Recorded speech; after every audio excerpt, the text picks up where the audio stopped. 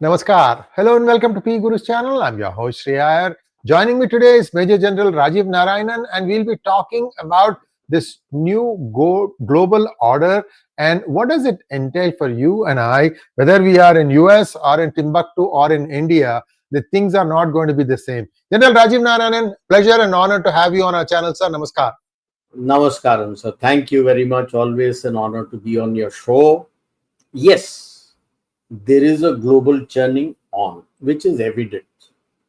But let me warn your viewers, this change will not happen overnight. It is just starting. And in geopolitics, it takes anything decade plus for things to stabilize and evolve towards where it is going.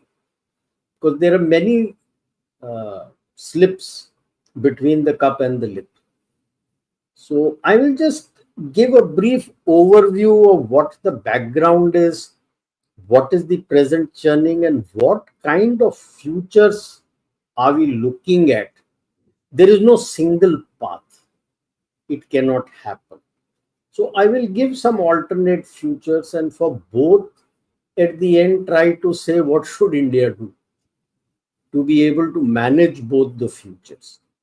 So as a starter in the background, I would say that every century has seen a rise of a new power sector. Now, starting from 15th century onwards, it was centered in Europe. Prior to that, it had come towards the Middle East, and before that, it was South Asia, that is India. Okay. And from there, you found the rise of Portugal, Spain, the Dutch, the French, and of course, the British.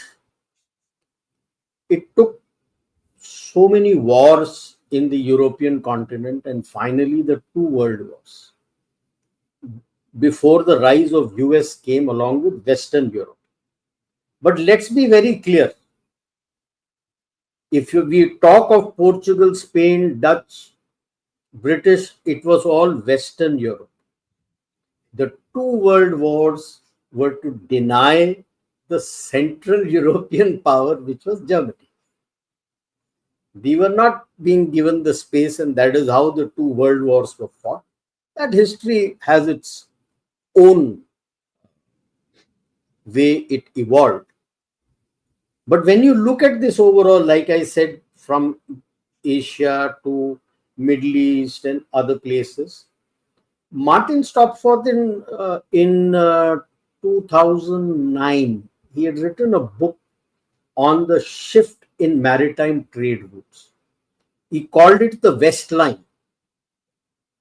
Began from the Indian Ocean, went towards the Mediterranean, went to the Atlantic, and has come to the Asia Pacific, and is now coming back to the Indian Ocean. Obviously, if you keep going west, you will come in a full circle. So this is the full circle that it has come to. And now you find that EU is in decline. They had their 400 years of ruling the globe, and it is in decline. Why is it in decline? I'll touch about it a little later.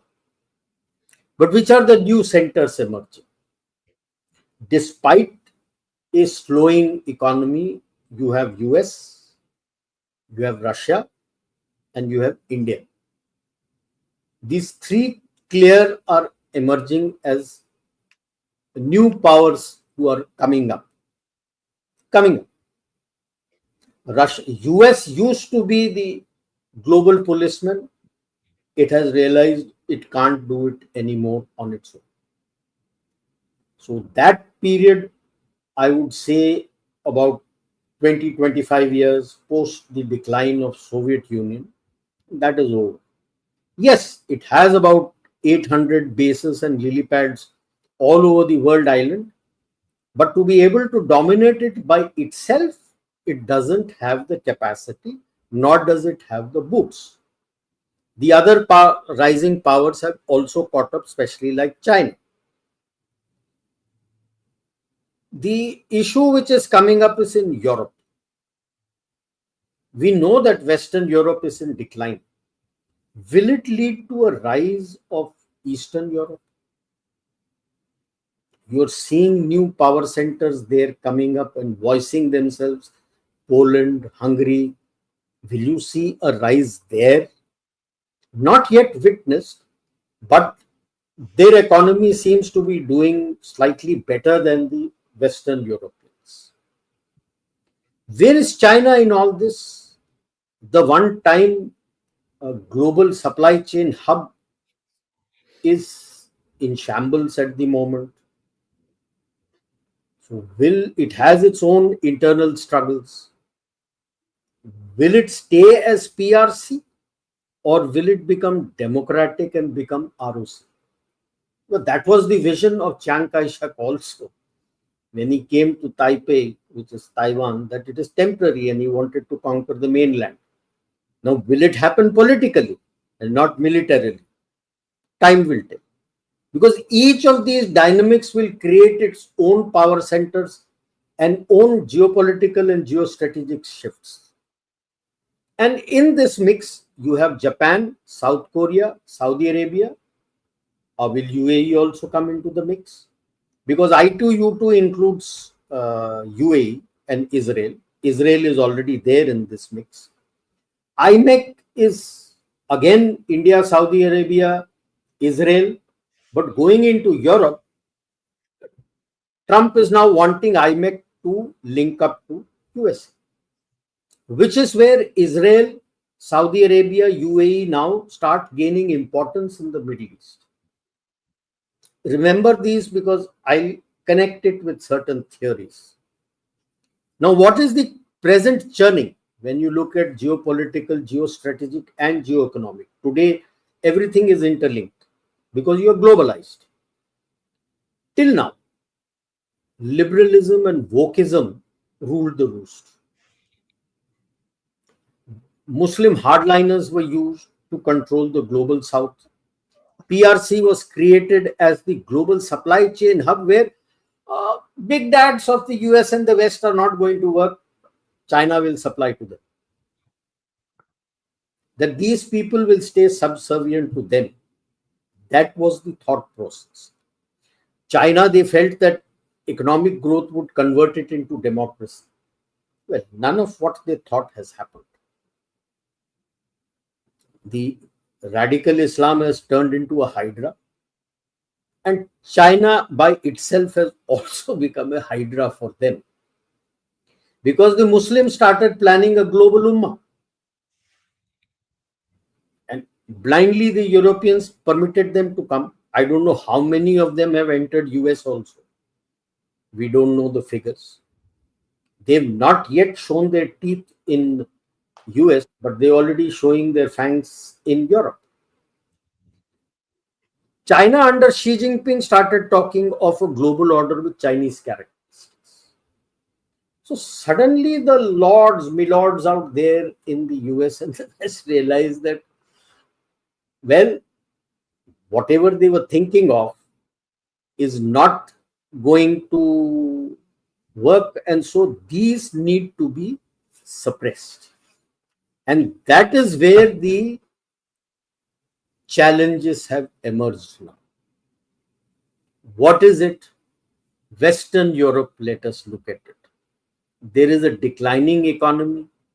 There is a rising Islamic fundamentalism, which the liberal rulers are hesitant to face head on. They're not even able to voice their opinion that this is a bad thing which is going on. And the most critical part, as far as Europe is concerned, is the deep dependence on PRC. It is not just what is being made in PRC. Slowly and steadily, the Chinese companies are buying off their companies within Europe and making it in Europe. For example, the 𝗟𝗡𝗖𝗍, the car company which owns Morris Garage, they are planning to make 2 more offices within plants within Europe. EV companies are coming in. and which they are permitting them. Companies which are closing down, the Chinese are taking. Now, this is the kind of dependence on which Western Europe has gone in. Eastern Europe has not permitted these things. Now, this is a big challenge which is going to come in Western Europe in the days to come. They've got to rise up and face this challenge. I think Ursula von der Leyen had come to India for the same thing. Yeah. But then it can't be on their terms. When you come to me with a begging bowl, then you have to give more than you can take. Now, what has transpired, I don't know, but there are indicators that they are planning to keep UK out from the EU force. EU wants to make its own force for defense of Europe. Wonder defense against whom? But they don't have the factories. They shut their factories in 92, cut down all their forces. At least, like I said, Poland, apart from UK and France, which has some boots, the only other country which has any boots is Poland. About 2 lakh armed force they have. They don't have factories. They want you to make for them. So I'm sure that we would have told them that, okay, you shift your factories here, we'll make it for you. Is it agreeable? Are they ready to? The challenge to them is not from Russia. The challenge is internal. The rise of radicalism within Western Europe is enormous. And I'm certain countries will have to face a mini civil war if they have to get back their country. What can you say about UK, which calls itself a Christian country, where the king holds an iftar party? The parliament has a Muslim cleric reading his prayers within the parliament, and then you have an iftar party. And the mayor of London has the temerity to say that there will be no pubs within the city of London, within London city. He says there is rising issues of people going berserk after being drunk, but ends it by saying that his religion is correct. Shouldn't drink. And yet they hesitate to point a finger that this rise of radical Islam is going to create a problem. I think almost 15 or 20 cities in UK have a Muslim mayor, and all of them have connected to the font of international terrorism, which is Pakistan. They can't even say the word Pakistan. Now, if to correct yourself, you have to accept that there is a problem. So that is one of the biggest challenges you're going to face, is the problem that Western Europe is facing. Thankfully, Eastern Europe is not facing this problem. Then comes your Ukraine and Gaza war. Yeah, very easy and bluster for Trump to say that I can finish it in a day. Can he? Not so easy. Why is he wanting a deal with Russia? He's wanting a deal with Russia because Russia is very rich in minerals, especially rare earth elements. Today, China controls 90 to 95% of the rare earth minerals of the rest of the world where he is mining, and he is able to close the tap at will. And all your new high-end technologies that are coming in require rare earth minerals. Russia is ready. Ukraine, the area that Russia has taken over in Luhansk, Donetsk, Zaporozhye, and which is the other one near Mariupol, that area. Mariupol, right.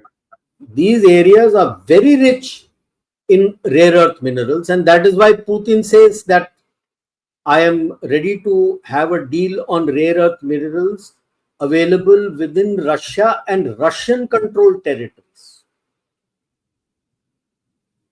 Because aim is that after that, once the deal is done, and they have also amended their law in Russia, which permits FDI for mining these minerals.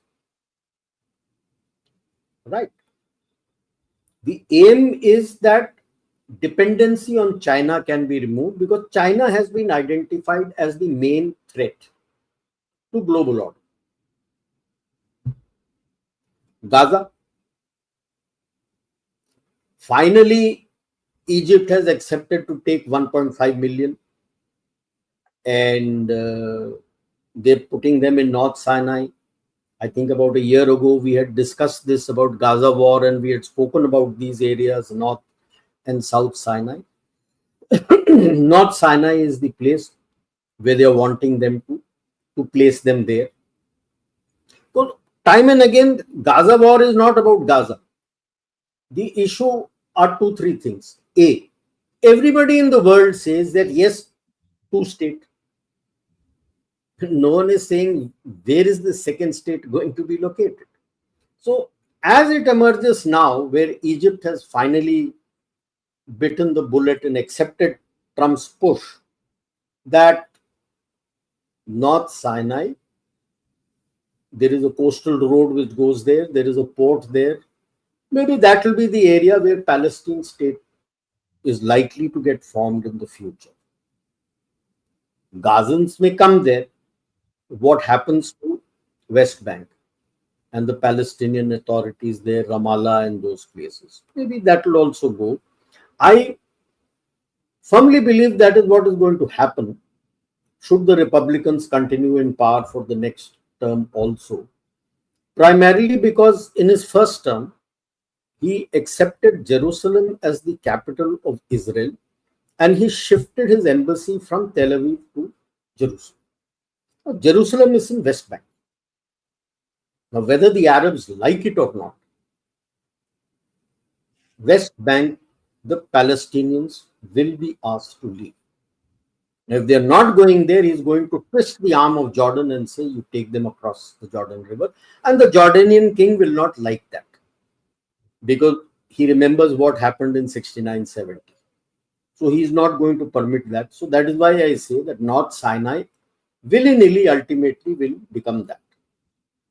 Gaza, in any case, the latest UN report says 82% destroyed. There is nothing left in Gaza today.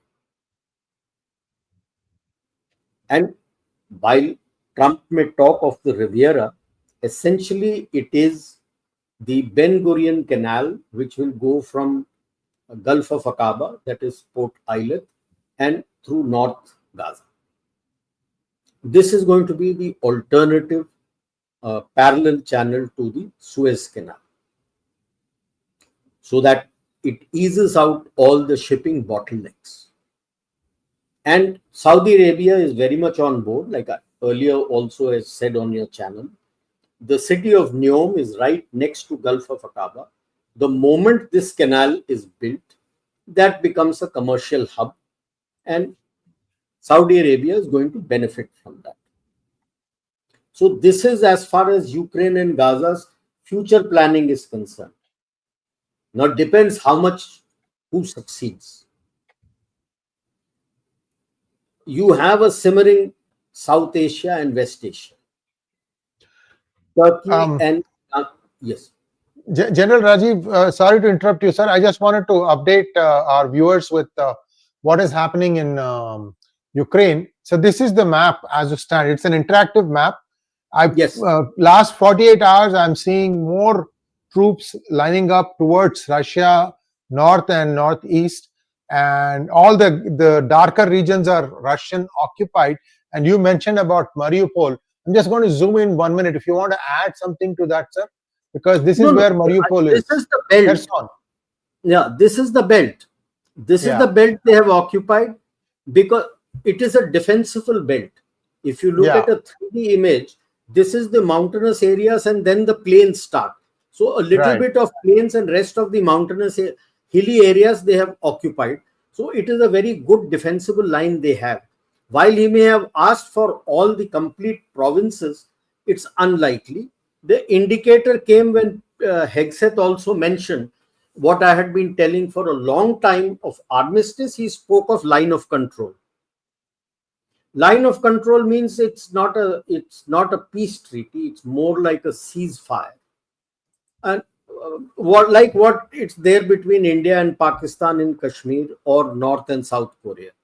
There is a demarcated line. They call it an armistice line. We call it a line of control. Call it what you will. That is what is going to happen ultimately in Ukraine. Nothing else is going to happen. There will be elections. It will be enforced. And Zelensky knows his days are numbered. Whether he is going to be alive, not alive, where is he going to be, he and his wife can decide. But he is not coming back to power. Primarily because Americans are also in back channel talks talking to Yulia Tymoshenko and Poroshenko. Poroshenko is his successor. Yulia Tymoshenko was earlier when the what was his name? I think Yanukovych had come. She was the PM. She is pro-West. Poroshenko is also pro-West. So which indicates to Russia that while you may keep this, and person who's going to come is going to be pro-West. That is number one.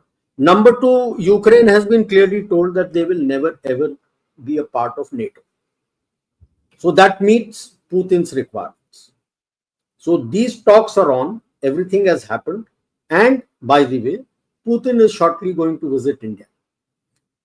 So we are going to have talks here. Modi has visited there. People have gone there. Now you are coming here. So this at the moment looks something on, but please remember there is a simmering South Asia and there is a simmering West Asia. In simmering West Asia, it's not just Iran. Turkey is on the boil. Also, Turkey is on the boil. People are on the streets. Today is the 8th day that İmamoğlu, the mayor of Istanbul, has been arrested. The judiciary has got him arrested, and people are angry with him. While some people said that Erdogan has left, some say no, he's still there. His whereabouts are not clearly known, though he has given certain bites. Whereabouts are not clearly known. Surely he must be under heavy security and he is kept there. You find country to your west is imploding. Country to the right does not know which way it is going. Country to the north, suddenly you find that the king has come back and the people are on the streets to throw Oli out, and he is there. So North Myanmar, Chin area, the MP from Mizoram, the biggest thing, the two Chin groups signed an agreement to combine together in North Myanmar. And they signed, who was there? The Chief Minister of Mizoram. Now, this is something which has never happened. And Maldives really doesn't know whether he is coming or going. Sometimes he is with you, sometimes he tries to look at China. And you have a problem, big problem towards the north. There is, yes, PRC is aggressive, but the economy has taken a big hit. And there are deep internal fissures. And that is where China becomes aggressive, angry and aggressive. Whenever they have internal problems, they try to externalize their internal problems. So now you are faced with these kind of situation on your three parts. That you have to remember. The biggest challenge is to readjust and relocate the supply chains. Why will China permit you to take it away?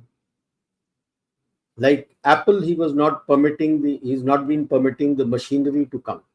I have only one thing to tell Foxconn. India is a past master in TOT. You just give the TOT, within 6 months, they'll give you the machines. And in those 6 months, after that, the next 6 months, You already got skilled people. You just need to adjust their skills to the SMTs that you have. It will be ready. Why are you stopping the move saying China is not permitting? Is there something more to it than meets the eye?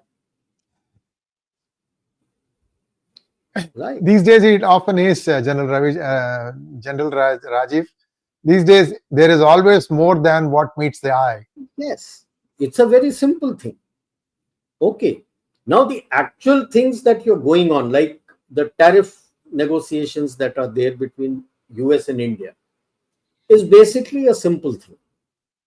2-3 things. Even Ursula, when she came, I'm sure this was what was being negotiated. They all want to remove their dependencies from China. Why?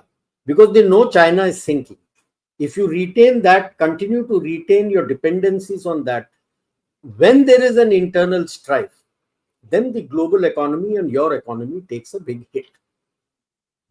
You may not be able to take out everything, but you got to identify, and that is what they are planning to do, to take out something to India, something goes to Europe, something goes to Russia, something goes to USA. Now you want to negotiate a tariff deal so that you don't tax each other off. Right.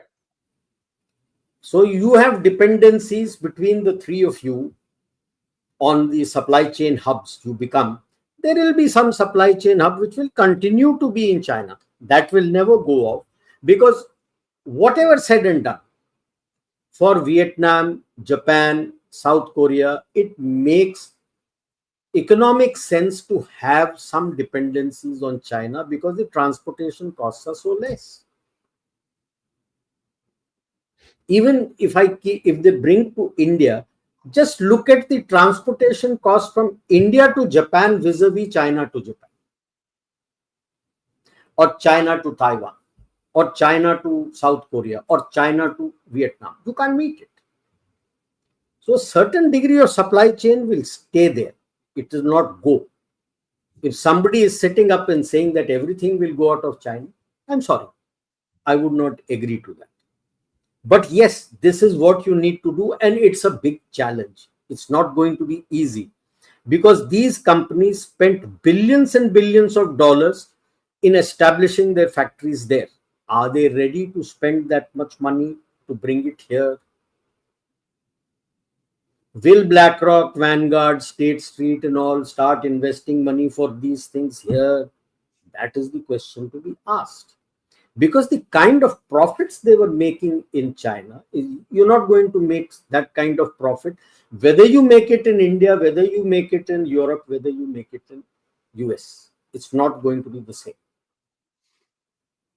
So that is another challenge that needs to be faced.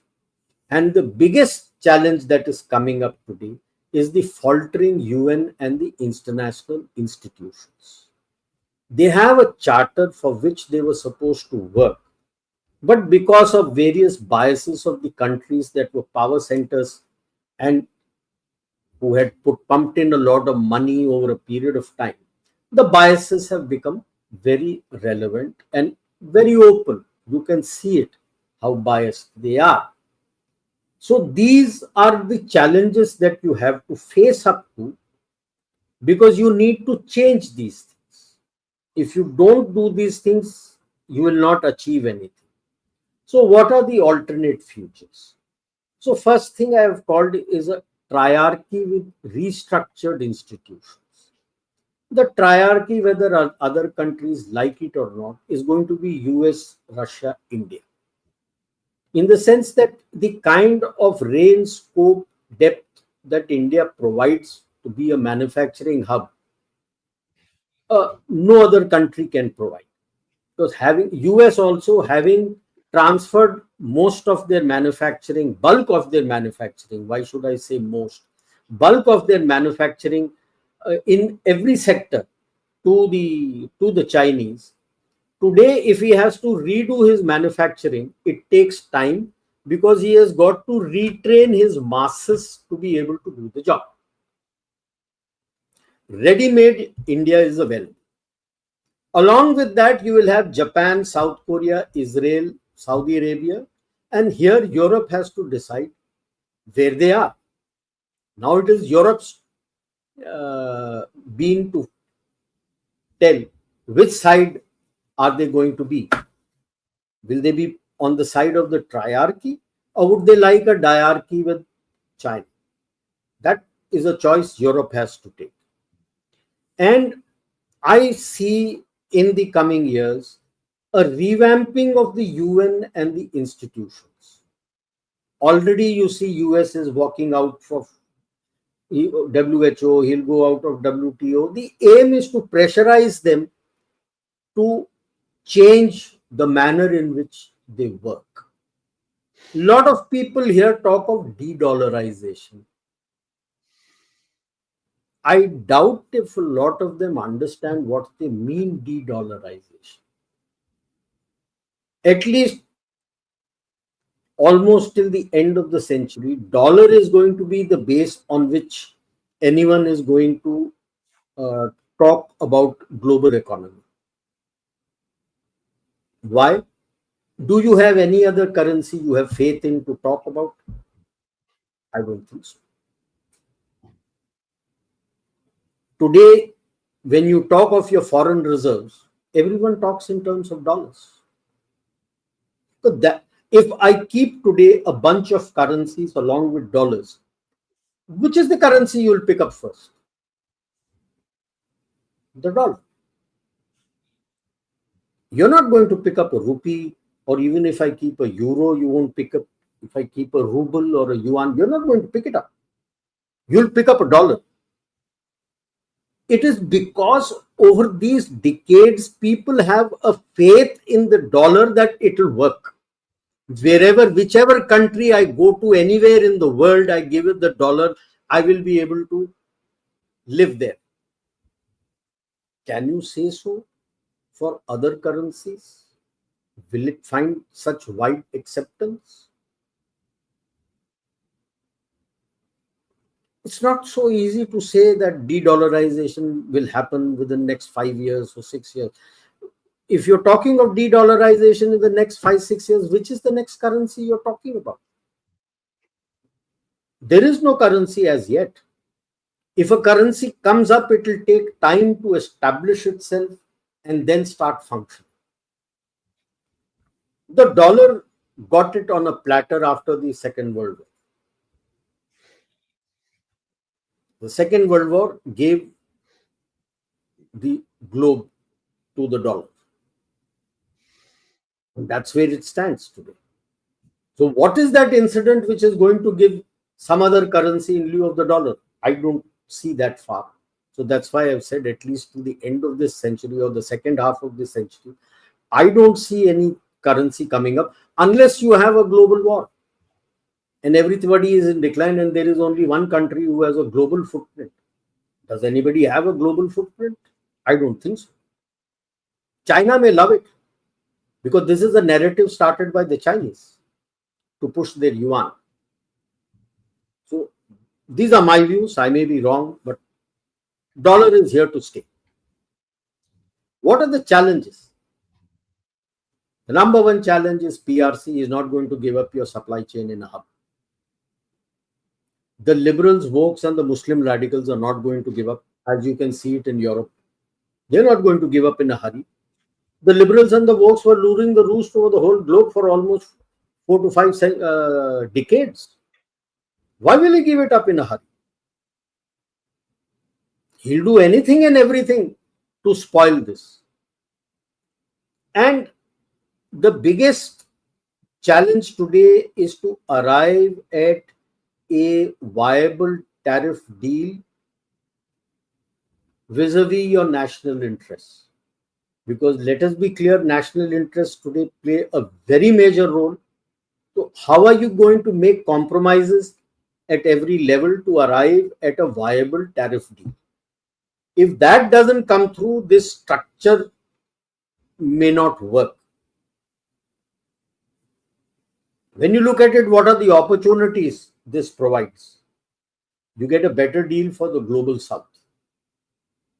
They may not be looted like they were earlier. You have a dispersed and a balanced supply chain. There is no single country dependency.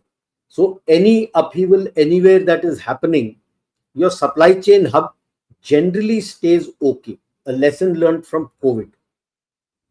You have a geopolitical and a strategic balance. Why do I say so?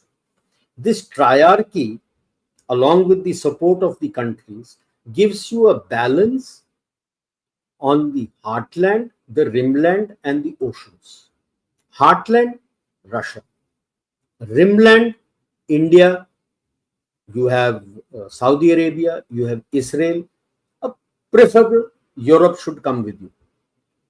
Oceans, you have the US and you have the littorals, Japan, South Korea, New Zealand, Australia. So you are able to control the oceans also.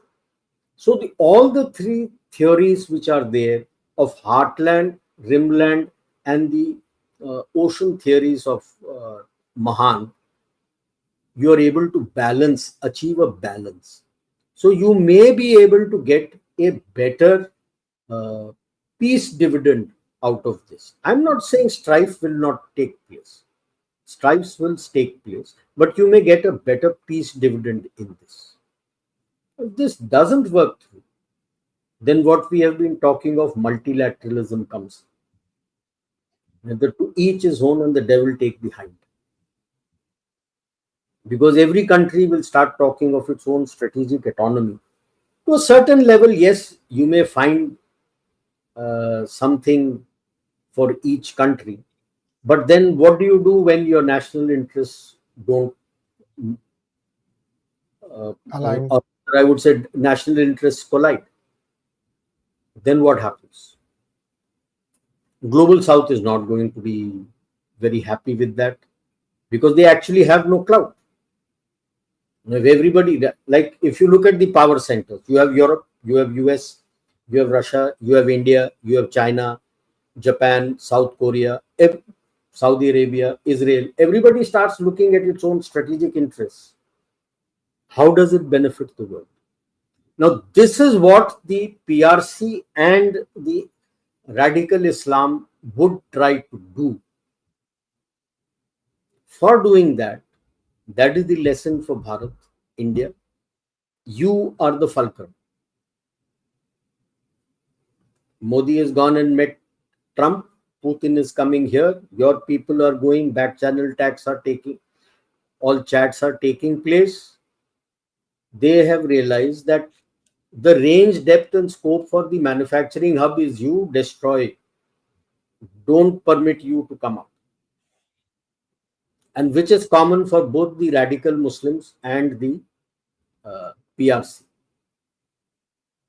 And that is a challenge India has to face. How to get the supply chain hubs, the key supply chain hubs from China to you, from Europe to you, how to achieve you could say a good tariff deal. Always remember, if you're weak, you may have to give more than you can take. That has to be understood. So people should not be thinking that everything will go hunky-dory. No, you will have to give something and to get something. How do you manage that tariff deal? How do you manage your internal security? How do you balance your economy between your internal security, external security, and economic growth? These are the challenges that you're going to face. And the internal security challenges are not going to die down in a hurry. Whether it be India, whether it be Europe, whether it be US.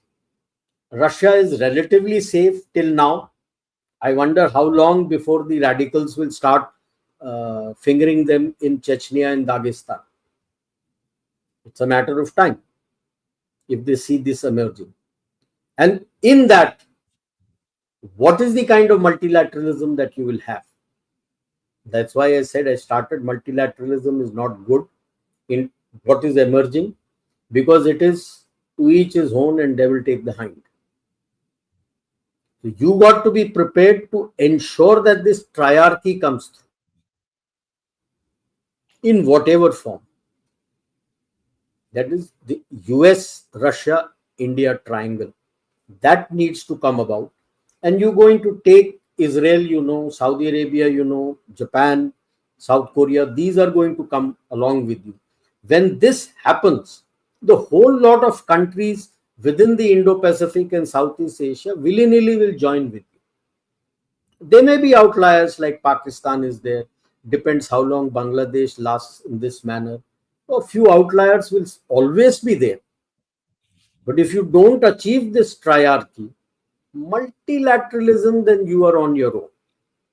It will take a while for your Atmanirbhar Bharat to kick in, because you are still catching up on technology, to put it bluntly. So Atmanirbhar Bharat will take a little time, but if you get triarchy, you will be able to jump the curve and be on your path to Atmanirbharta.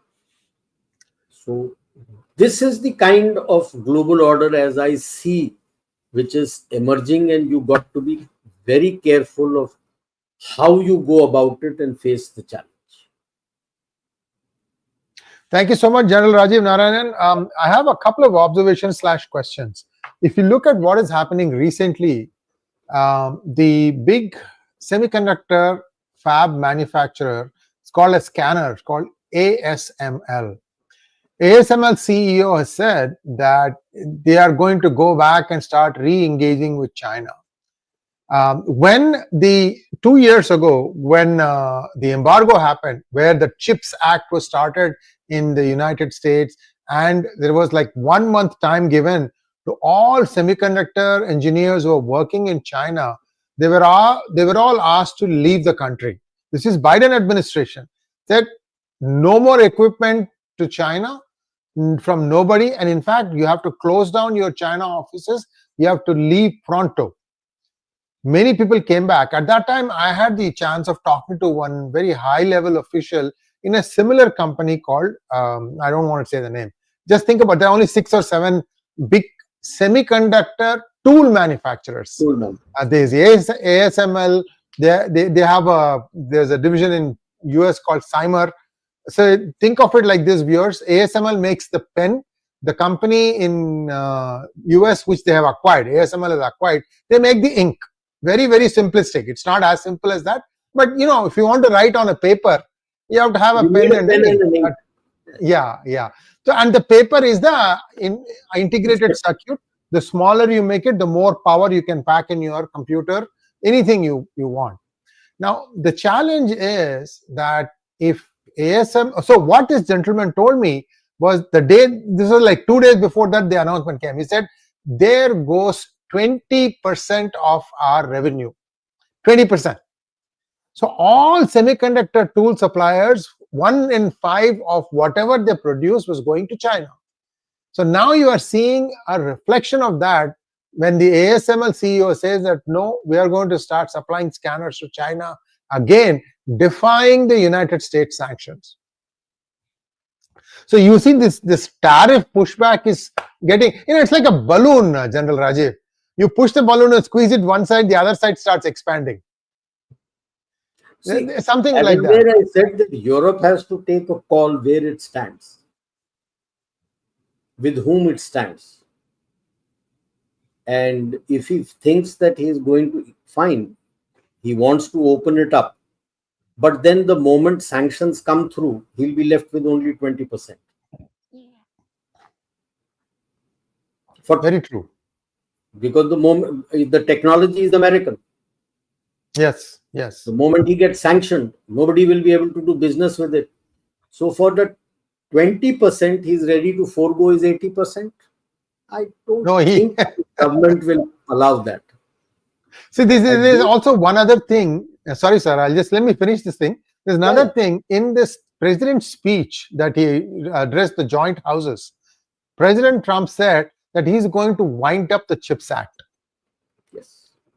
So you have this problem, right? 2 years ago, 30, 40, 50 billion dollars was supposed to be pledged.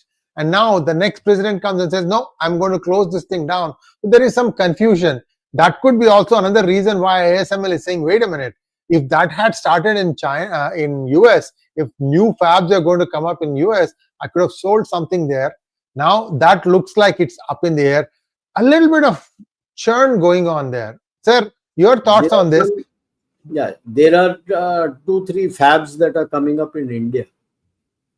But India doesn't have the basic engineering help. They need people from US, like especially from the Valley. A lot of us have worked in semiconductor manufacturing. We understand the physics of it, more physics than anything else. That's why I said it takes time.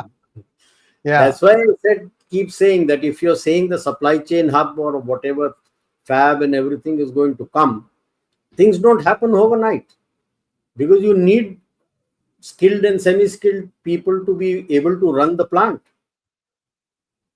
The same issue which I was telling for the US, that if you're going to shift any supply chain which you had given to China back to the US, where are the skilled and semi-skilled people to run your plant?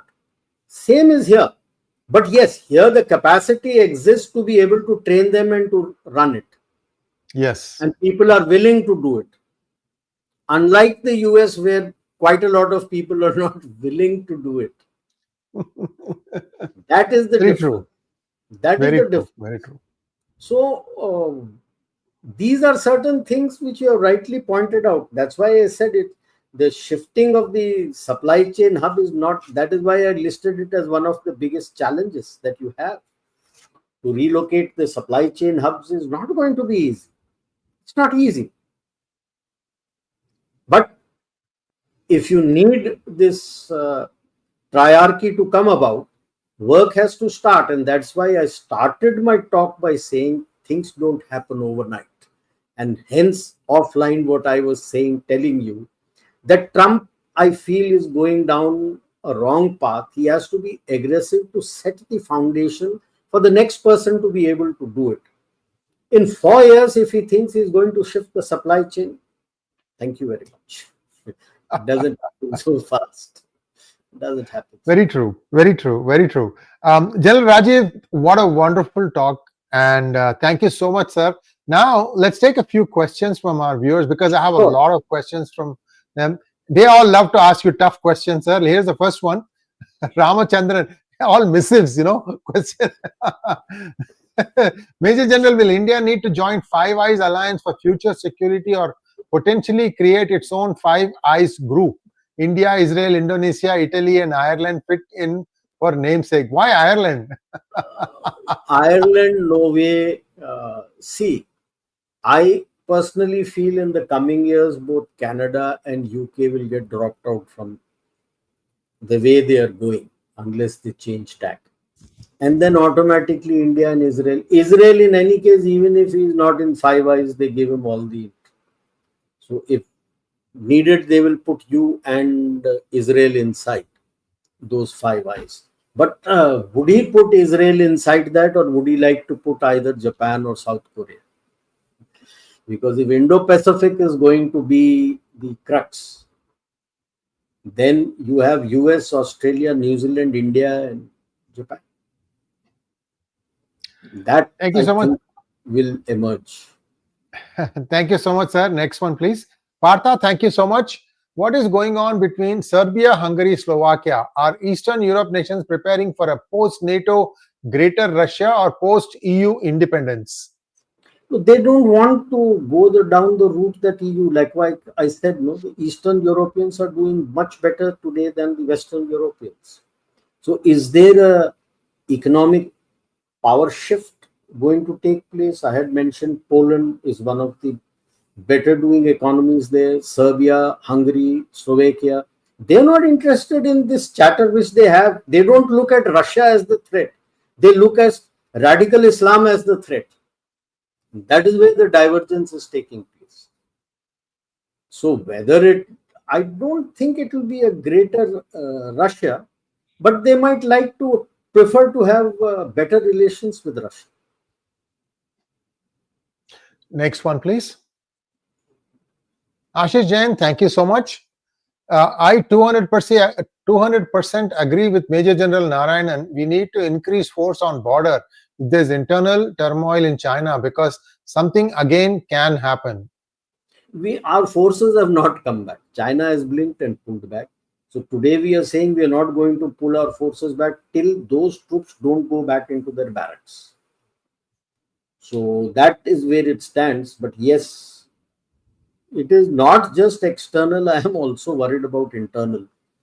Don't forget that China has a lot of their moles working within India. I leave it at that.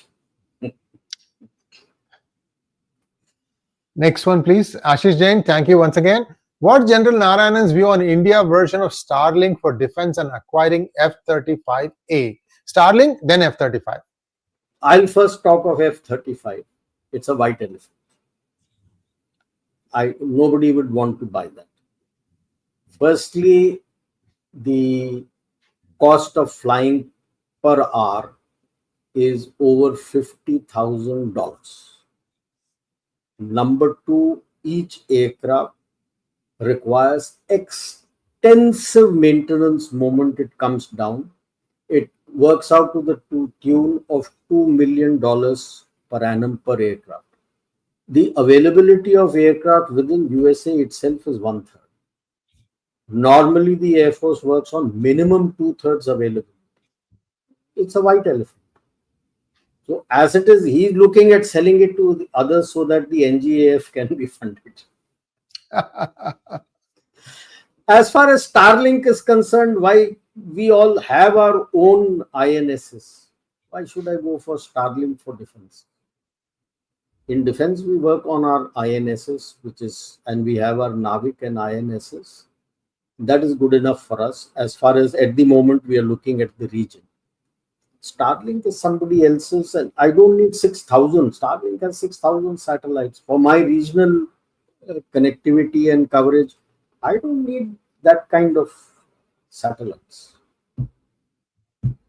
Next one, please. SK Digital wants to know, did you see the recent protests in West Bank against Hamas, but weren't the same people who supported them just because their leaders are no more?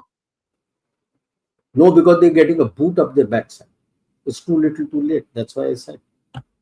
In Hindi, they say, "Na ab 𝗟𝗡𝗅 jab chiriya chug gayi khet." You were not only the ones who supported them, you brutalized the hostages. I don't call them prisoners. Yeah. One of them came into the UN and told also what all transpired with the same civilians. Who's going to trust them?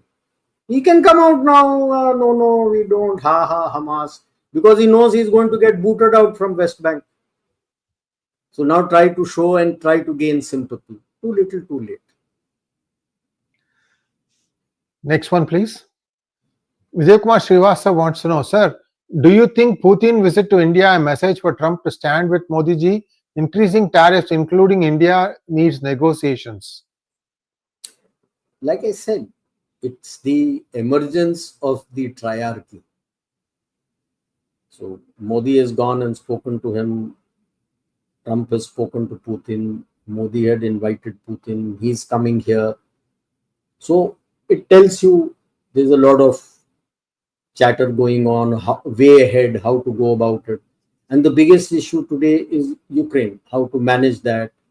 He must be coming here to discuss with him, how do we manage the LOC, what all is done, how to do the LOC. And tariff deal is the one. Let us be very clear.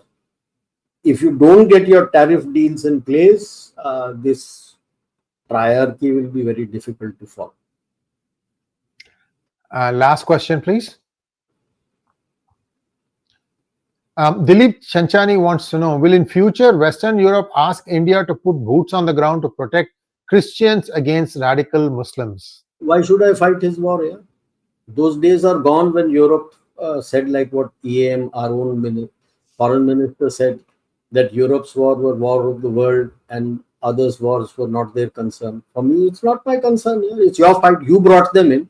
Why the hell should I come to clean your rubbish? You brought the rubbish, you clean your own rubbish. Not my. No way are we going to put boots.